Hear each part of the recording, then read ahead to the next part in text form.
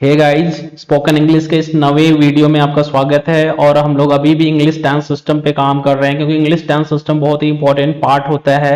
अगर इस पे आपका अच्छा कमांड होता है तो आप चीज़ों को अच्छे से बोल पाते हैं। अंग्रेजी बोलने में इसका काफ़ी अच्छा रोल होता है। और you have to keep in mind in what way these structures are used. और आपको इंग्लिश टेंस सिस्टम का राइट यूज करना है आपको अंग्रेजी बोलते समय। तो उसके लिए जरूरी है कि आप टेंस बेस्ड स्ट्रक्चर्स को ध्यान से पढ़ें, वीडियो अंत तक देखिएगा, लोगों को शेयर भी करिए। चलिए हम बात करते हैं कि प्रेजेंट जो कंटिन्यूअस टेंस है ना, जैसा कि आपको ये शब्द जो है ना आपको मीनिंग सजेस्ट कर रहा है। कंटिन्यूअस मीन्स होता है कि जो चीजें जारी हो। तो हम अपने लाइफ में जो चीजें बोलते हैं जिसमें कुछ ऐसा लगे कि कोई एक्शन जारी है, जैसे कि मैं पढ़ा रहा हूं, मैं लिख रहा हूं, जैसे कि हम लोग शॉपिंग कर रहे हैं, तो eight the time of speaking अगर लगे ना आपको कुछ ऐसा केस, जैसे कि eight the time of speaking कोई वर्क जारी है, तो उसको हम इस स्ट्रक्चर में यूज करेंगे।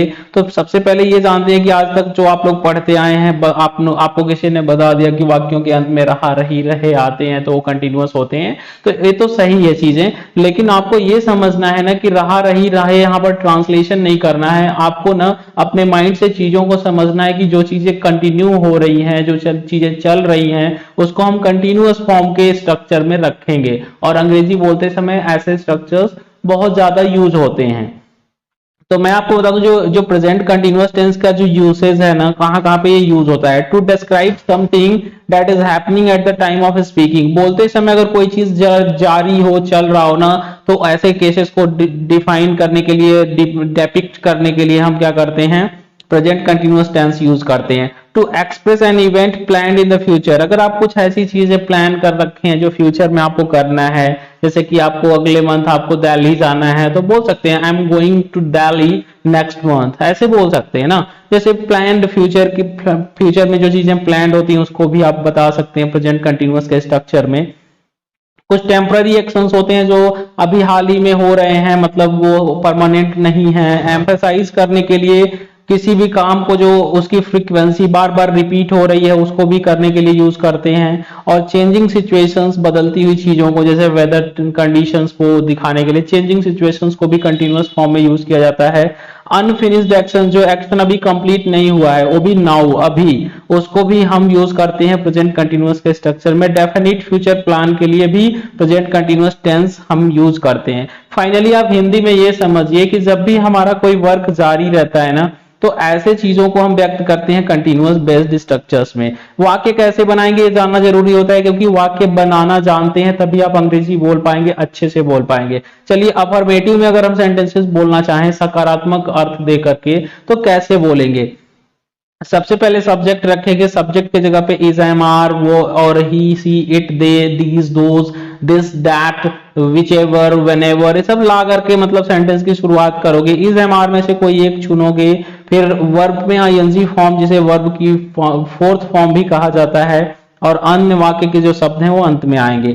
इज आप मतलब अकेला जब सब्जेक्ट हो सिंगुलर नंबर में तब लगाएंगे, आई के साथ एम लगाते हैं। बाकी अगर ये जो सब्जेक्ट है ना ये प्लूरल नंबर में है तो आर लगा देते हैं, जैसे कि दे आर, है ना, वी आर। ओके, तो ये सारी चीजें मैं कुछ एग्जांपल से आपको कवर कर रहा हूँ, चीजों को समझाने की कोशिश कर रहा हूँ। जैसे कि दिया है कि साधना अस्पताल जा रही है, तो इसमें देखिए वर्क चल रहा है ना, जैसे फील आ रही है कि मतलब कि सी इज गोइंग टू हॉस्पिटल ना। तो अभी देखो साधना इज गोइंग टू हॉस्पिटल, इसको आप बोल सकते हो। आप भी अपने माइंड में ये चीज रखो ना कि यहां पर गो की आईएनजी फॉर्म आ रही है, that is what you need to keep in mind.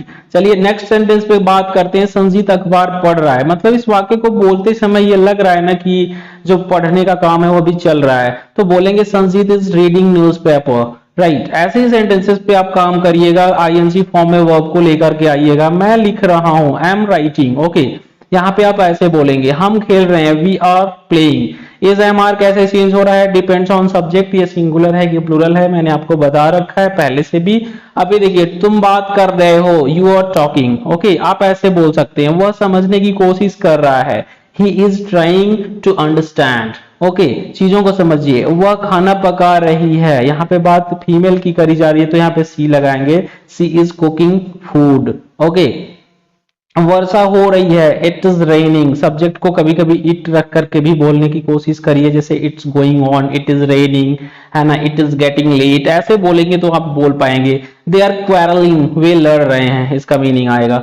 चलिए इसका जब नेगेटिव बनाते हैं ना तो इज एम आर के बाद नॉट लगा देते हैं। बस यही पे यहाँ पे एक चीज ये ध्यान रखिएगा, नॉट को प्लेस कहाँ करना है। जैसे मैं इस प्रोजेक्ट पर काम नहीं कर रहा हूं, I am not working on this project.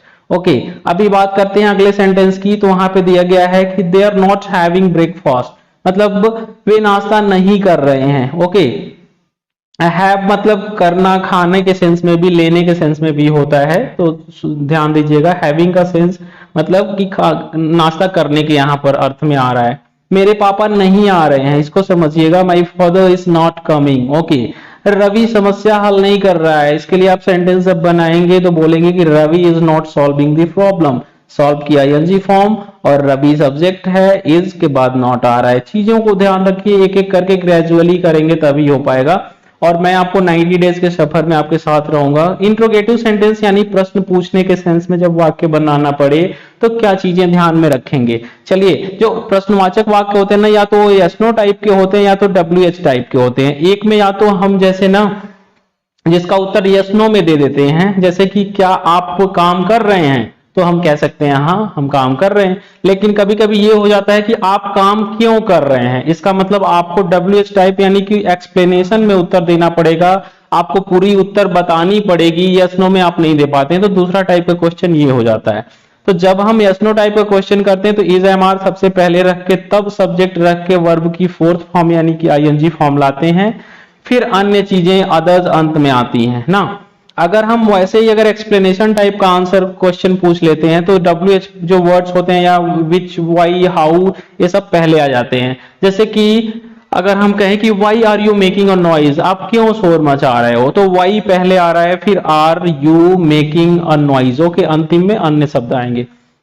कभी कभी देखिएगा कि हमें इंट्रोनिगेटिव सेंटेंस बनाने होते हैं, जिसे आप क्यों नहीं आ रहे हैं, why are you not coming ऐसे भी बोल सकते हैं, या why aren't you coming, are not you coming भी बोल सकते हो। तो आर नॉट, इजंट एक साथ जोड़ करके आंट और इजंट बोला जाता है। ओके, तो ये चीजों को समझिएगा आप लोग कैसे सेंटेंस बन रहा है। चलिए हम कुछ और सेंटेंसेस एग्जांपल के तौर पे दिखा रहे हैं कि क्या मैं लिख रहा हूं, तो एम आई राइटिंग, ये यस नो टाइप का क्वेश्चन हो गया। वह क्या लिख रही है, देखिए इसमें क्या बीच में आया, यानी कि ये WH टाइप का है। What is she writing, okay, यहाँ पे व्हाट पहले आएगा, WH फैमिली टाइप का है। क्या हम अपना काम नहीं कर रहे हैं, are we not doing our work. Okay, वे क्यों नहीं आ रहे हैं, why aren't they coming. Okay, ये चीजों को समझिए थोड़ा सा। ये जो PDF मैं दे दूंगा इसको बार बार थोड़ा सा प्रैक्टिस करिएगा, नोट करिएगा अपने नोट्स में। सुजीत क्यों उसकी मदद कर रहा है, why is Sujit helping him और हर, मतलब वो उसकी मदद क्यों कर रहा है, why is Sujit helping her या हिम हो सकता है। ओके, तो चीजों को समझिए। कुछ इंपॉर्टेंट पॉइंट्स हैं जो आपको रखना है, दिमाग में याद रखना है, बिल्कुल पॉइंट्स टू रिमेंबर मैंने जो रखा है। जो निम्नलिखित ये वर्ब की फॉर्म है ना, जो निम्नलिखित ये जो नीचे के जो वर्ब है ना, इनकी आईएनजी फॉर्म में प्रयोग करना गलत माना जाता है। इनके लिए आप प्रेजेंट इंडेफिनिट स्ट्रक्चर में इनको यूज करिए, यानी कि वर्ब की SAIS फॉर्म में इनको यूज करिए तो ज्यादा सही माना जाता है। जैसे कि स्मेल है, आप ये नहीं कह सकते आई एम हियरिंग यू, आप कहेंगे आई हियर यू। आप ऐसे बोलेंगे कि इट इज टेस्टिंग बैड, ये नहीं कहेंगे it tests bad, it tests sweet. S form में यूज करिए, इसकी आईएनजी फॉर्म यूज करना सही नहीं माना जाता है। रिकॉग्नाइज, लुक, रिजेंबल, सीम, जैसे कि it seems you are a teacher, ऐसा लगता है कि आप टीचर हैं। इट इज सीमिंग नहीं कह सकते हैं, ये गलत हो जाएगा। तो चीजों को समझिए, जो मैंने लिस्ट दे दिया है सब पे प्रैक्टिस करिएगा। आप इनको आईएनजी फॉर्म में कतई मत प्रयोग करिएगा, अदरवाइज आपका जो प्रोसेशन है, जो आप सेंटेंस बताएंगे ना, वो गलत हो जाएगा। जैसे अंडरस्टैंडिंग, ये अक्सर गलतियां लोग करते हैं, मैं आपको समझ रहा हूं, मैं आपकी बात समझ रहा हूं, तो आप ये नहीं कह सकते हैं कि आई एम अंडरस्टैंडिंग, आप बोलेंगे कि आई अंडरस्टैंड व्हाट यू से, जो आप कह रहे हो मैं समझ सकता हूं, मैं समझ रहा हूं ना। समझ रहा हूं के सेंस में भी आप आईएनजी फॉर्म नहीं लाएंगे, आई अंडरस्टैंड वर्ब की फर्स्ट फॉर्म के साथ लेके आएंगे।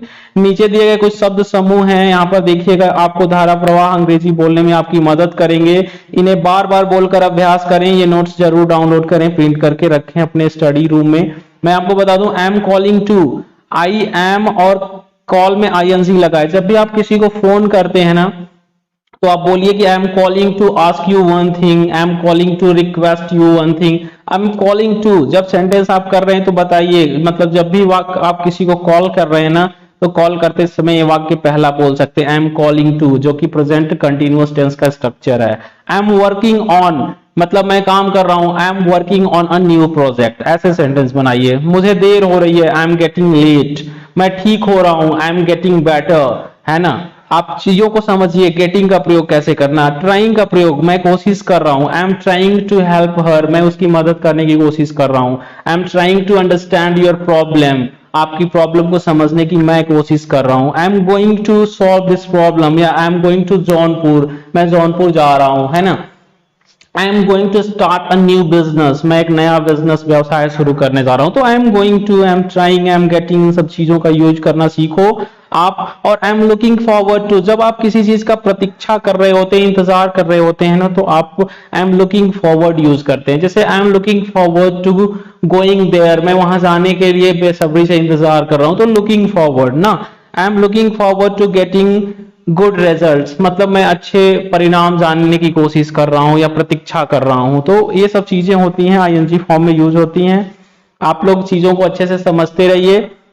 वीडियो देखिए, ये डे 9 है और 90 डेज का सीरीज होगा। हो सकता है कि एक दिन में 2-3 वीडियोस भी आ जाएं, बीच में एक आध दिन गैप भी हो सकते हैं। Actually I was busy somewhere else, ना थोड़ा सा व्यस्तता कहीं और थी, इसलिए मैंने बीच में डिसकंटिन्यू किया था। वीडियो को देखते रहिए, दोस्तों को शेयर करिए, जर्नी में हम आपके साथ हैं। Thank you so much for watching this video.